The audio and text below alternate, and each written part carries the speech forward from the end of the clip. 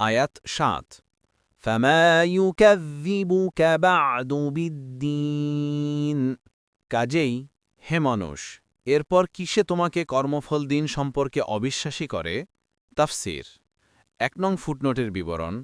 এতে কেয়ামতে অবিশ্বাসীদেরকে হুঁশিয়ার করা হয়েছে যে আল্লাহর কুদরতের উপরোক্ত দৃশ্য ও পরিবর্তন দেখার পরও তোমাদের জন্য আখেরাত ও কেয়ামতকে মিথ্যা মনে করার কি অবকাশ থাকতে পারে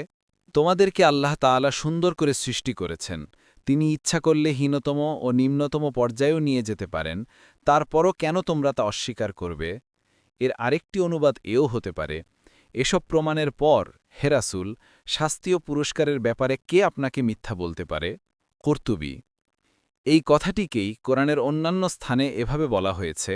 আমি কি অনুগতদেরকে অপরাধীদের মতো করে দেব তোমাদের কি হয়ে গেছে তোমরা কেমন ফয়সালা করছ আরও এসেছে দুষ্কৃতরা কি কথা মনে করেছে আমি তাদেরকে এমন লোকদের মতো করে দেব যারা ঈমান এনেছে এবং সৎকাজ করেছে উভয়ের জীবন ও মৃত্যু একরকম হবে খুবই খারাপ সিদ্ধান্ত জায়রা করছে সূরা আল জাসিয়া ২১ নম্বর আয়াত